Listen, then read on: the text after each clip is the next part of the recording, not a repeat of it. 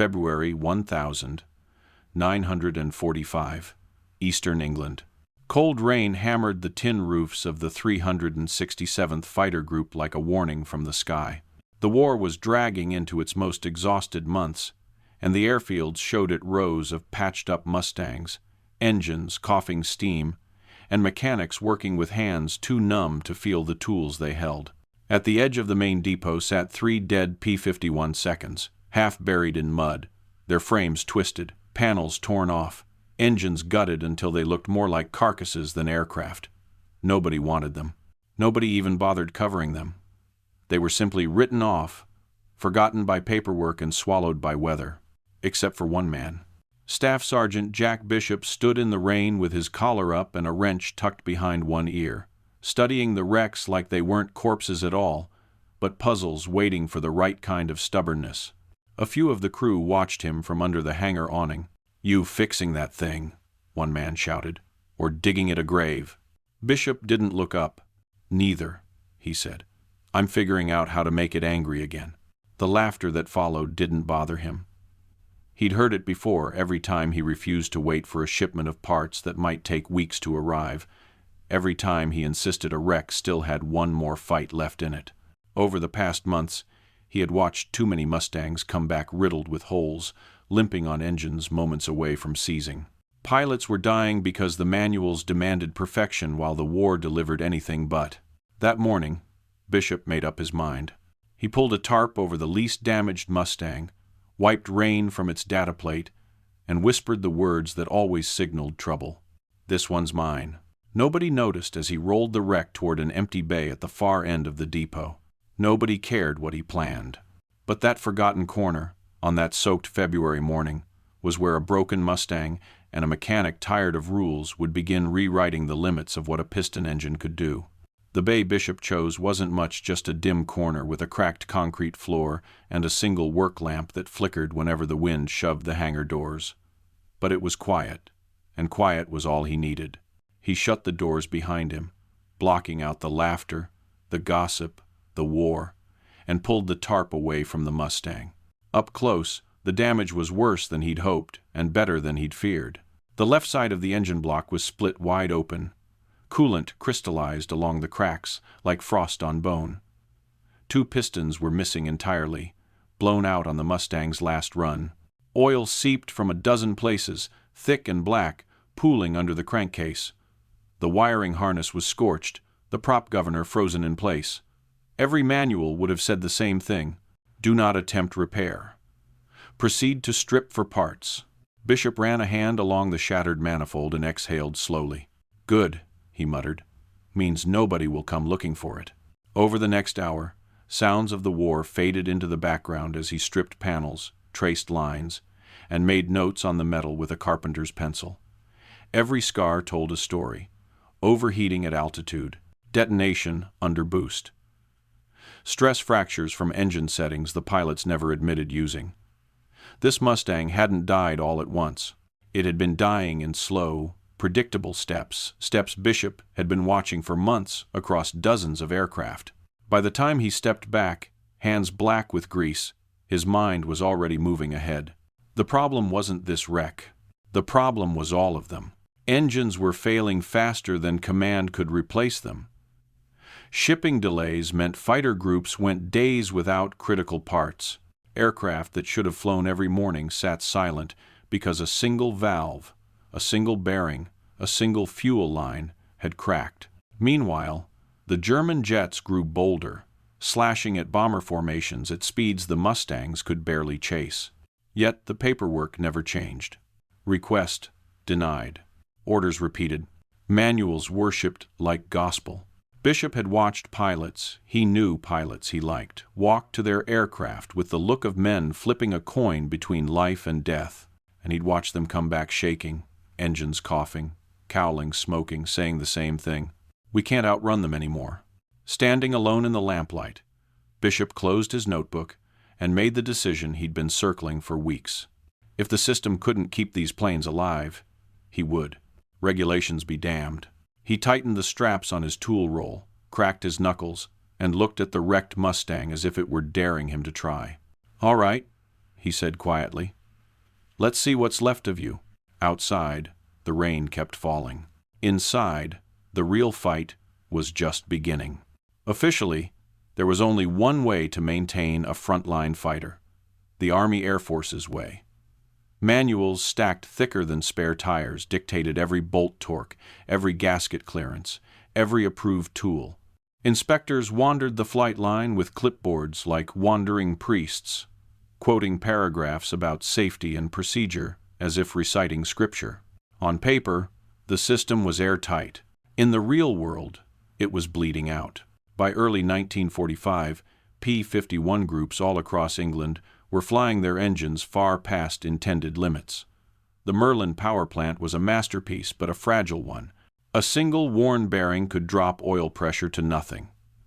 A cracked coolant line meant instant overheating. Any small failure grounded a fighter, sometimes for days. And days were the one thing bomber crews no longer had. Every morning, Bishop passed rows of Mustangs tagged with yellow slips, awaiting parts. Some were missing simple items: a pump, a valve, a fuel control unit stuck in transit somewhere between here and a depot in Liverpool. Others needed full engine replacements. The supply chain was supposed to keep the war moving, but under the weight of constant missions, it staggered like a wounded animal. The men made jokes to survive it. "The Germans fly jets," they'd say. "We fly paperwork." Bishop hated that joke almost as much as he hated filling out forms. He'd been written up for improper mechanical modification more times than he could count. Once for cutting a clogged fuel line with a pocket knife instead of waiting hours for the proper tool. Once for sealing an oil leak with a sliver of tin and safety wire just to get a Mustang airborne before the next escort run. Another time, he'd swapped spark plugs between dead aircraft until one finally roared awake, saving a pilot from flying the next sortie in a backup plane with a worse record. Every reprimand carried the same warning: follow the manual or face removal. But the manual didn't have to sit in a cockpit at 25,000 feet while jet fighters screamed past with cannons loaded. And it didn't have to look the pilots in the eyes when they returned, pale, shaken, saying the same thing over and over: "They're faster than us now." Bishop couldn't accept that. Not when he'd seen what improvisation, real improvisation, could do. Machines, he believed, weren't all that different from people. Some quit early. Some pushed back. Some just needed someone stubborn enough to force them through their breaking point. He'd reached that point himself. If rules were keeping these planes on the ground, then rules were the problem. And Jack Bishop had never been afraid of problems, only of doing nothing. Behind the main hangars, past the fuel drums and the stacks of bent propellers, there was a stretch of ground the crews avoided unless they absolutely had to. It wasn't an official scrapyard, no one bothered giving it a name, but every man on the base knew what it was. A graveyard of machines that had already lost their last fights. Wings folded like broken arms, fuselages torn apart by cannon shells, engines melted, seized, or split clean open. Mud clung to everything, as if the earth itself wanted to pull the wrecks under. Most mechanics walked through that place with a kind of respect, the way people might tread softly in a cemetery. Bishop walked through it with the careful eye of someone scanning a hardware store for hidden treasure. He moved slowly between the carcasses, brushing off snow, wiping grime from data plates, mentally cataloging every useful component. A cracked radiator could still hide a usable core. A cylinder bank, punched by flak, might hold valves untouched by the blast. Entire assemblies that paperwork called unrepairable still carried pieces worth saving if someone was crazy or desperate enough to try. Bishop was both. On that first day, he hauled back a supercharger casing from a wrecked Mustang whose tail number had been burned off. The next day, he found a set of compressor blades half buried under a tarp that someone had forgotten to secure. Later, he discovered an experimental carburetor plate in a crate mislabeled as electrical scrap. Nothing matched. Nothing was approved. Nothing belonged anywhere near a Merlin engine. That was exactly why he wanted it. Back in the hangar, he laid everything out on a long metal table, sorting them the way a surgeon might prepare instruments before an operation. The pattern forming in his head wasn't a blueprint. There was no blueprint for what he was imagining. It was more like a feeling, a rhythm he'd learned from years of listening to engines struggle and survive. He wasn't trying to rebuild the Mustang's original power plant. He was trying to find out how far a broken engine could be pushed before it stopped being broken. The idea had been gnawing at him for weeks. What if a Merlin could breathe differently? What if it could take a boost curve no engineer would sign off on?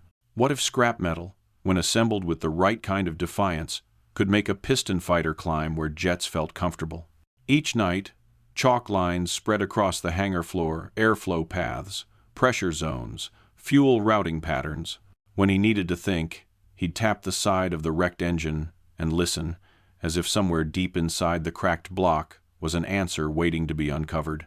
The other mechanics began peeking in more often. "Jack, that thing's going to kill someone," one warned. Bishop wiped sweat from his forehead, the lamp casting long shadows behind him. "Only if we stop too early," he said. "Now hand me that wrench." Because for the first time since the jets appeared, he could feel it. A way forward. Something the rules had never considered. A machine that didn't exist yet, but soon would. For 3 nights straight, Bishop lived inside that hangar like a man possessed. Tools piled around him, wrenches, files, metal brushes mixed with scavenged parts from 6 aircraft that were never meant to share the same sky, let alone the same engine block. But the wrecked Mustang on the stand didn't care about regulations, and neither did he. He started with the broken Merlin, removing the ruined pistons and cracked valves, stripping the block down until it resembled a rib cage more than an engine. Then he began building it back up, not as it had been, but as it could be. The first change was airflow. Bishop widened the intake path and reshaped the edges with a hand file, creating channels smoother than anything that had left the factory. The next was compression. He polished the mismatched compressor blades scavenged from a wrecked P-38, aligning their angles by instinct rather than engineering drawings. When he spun the assembly by hand, it hummed with a note that made the back of his neck prickle. Then came the dangerous part.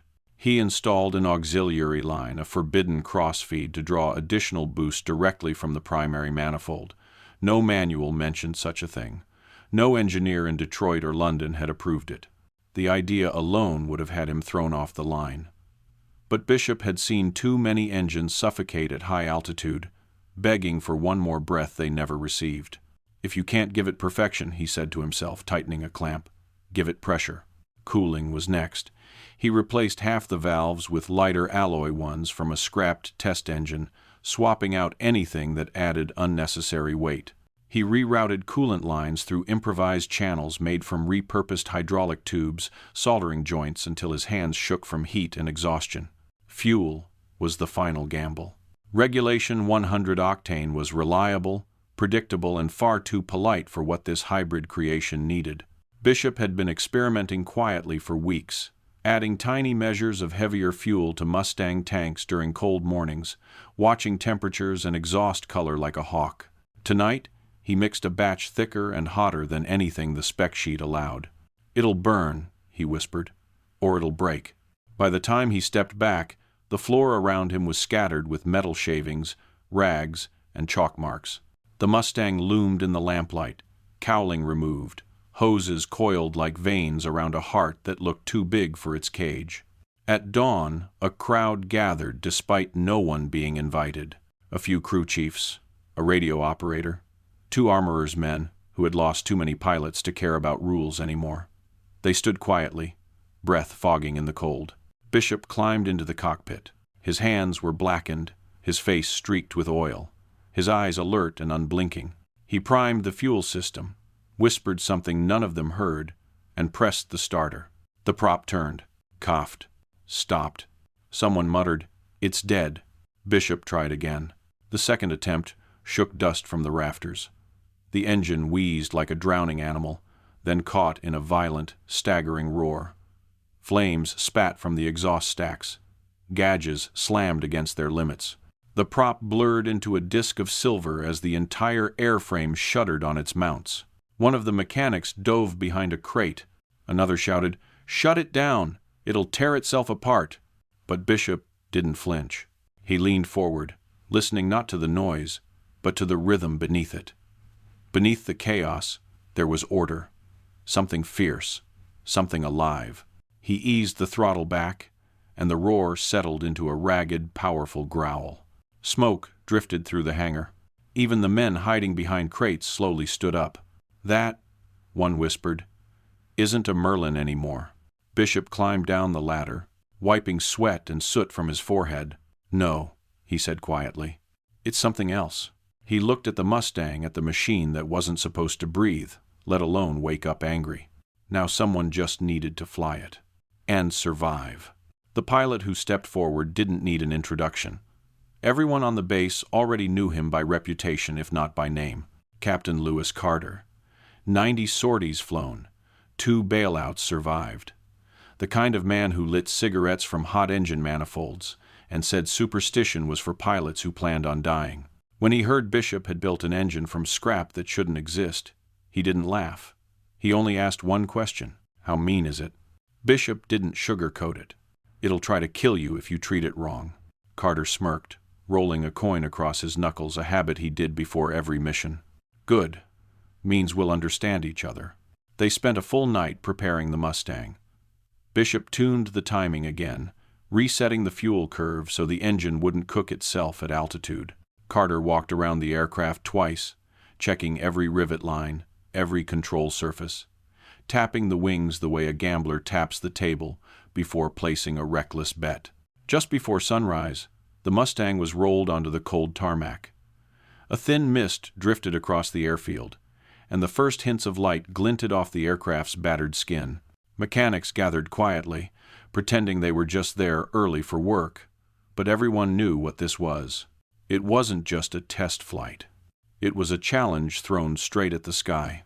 Carter climbed into the cockpit, fastening his harness with steady hands. Bishop leaned in one last time. "If anything feels wrong," he warned, "don't fight her. Let her breathe." Carter offered half a grin. "Relax, Jack. I'm not planning on dying before breakfast." He throttled up. The hybrid engine answered instantly, no hesitation, no warm-up. It leapt from idle to a snarling bellow that vibrated through the steel plates of the runway. The Mustang lurched forward, eating distance as if dragged by an invisible hand. When the wheels left the ground, it wasn't a graceful climb. It was an attack on the air itself. At 5,000 feet, Carter radioed in. "Climbing smooth. Feels like she's pulling the sky toward her." Bishop watched the external manifold gauge twitch past normal limits. The needle crept into the red, then beyond the red, into a zone that shouldn't exist. 15,000 feet. 20,000. The cloud tops broke beneath the Mustang like an ocean of white. At 25,000 feet, Carter leveled for a moment and pushed the throttle forward. The aircraft responded with a violent surge, the hybrid Merlin screaming in a tone no one on that base had heard before. On a radar station miles away, an operator frowned as a single blip jumped faster than any Mustang had ever moved. Then Carter saw movement. 2 dark shapes crossing ahead, sleek, predatory, unmistakably German ME, 262 seconds, returning from an intercept run. Jets, the future, gliding effortlessly through the morning sky. "Contact," Carter muttered. 2 o'clock high. Every rule said to disengage. Every briefing said to dive away. Every instinct told him jets were uncatchable. But the Mustang wasn't slowing. Carter eased the nose up, just to test the reaction. The engine didn't hesitate. It roared, dragging the aircraft upward in a climb that defied everything he'd learned. The German pilots noticed too late. One glanced over his shoulder and froze. A silver aircraft propeller spinning, paint scorched, was gaining on them. Not losing ground. Gaining. Carter felt the controls stiffen. Airframe stress whined through the wings. The altimeter spun. The airspeed needle danced at the edge of its printed range. 650. 680. 700. The sky trembled. For 3 impossible seconds, the Mustang sat in the pocket behind a jet, riding its turbulence, a piston engine screaming into a domain it had never been designed to enter. Carter's breath fogged his mask. He whispered, "Jack, whatever you built, it's angry." Then the engine quit. No warning, no sputter, Just silence, a predator's silence. The Mustang dipped, then rolled into a high-speed stall. 30,000 feet of nothing below. Carter fought the spin, hands moving on instinct. Mixture forward, throttle back. Airflow. He needed airflow. At 12,000 feet, the monster woke up. A cough, a bang, a thunderous resurrection. The engine caught so violently the aircraft lurched as if punched by God. Carter leveled off, adrenaline flooding every vein. He turned for home. The Mustang landed hard, skidding, coughing smoke, the prop tips scorched to the metal. When Carter climbed down, he didn't speak. He simply handed Bishop his logbook.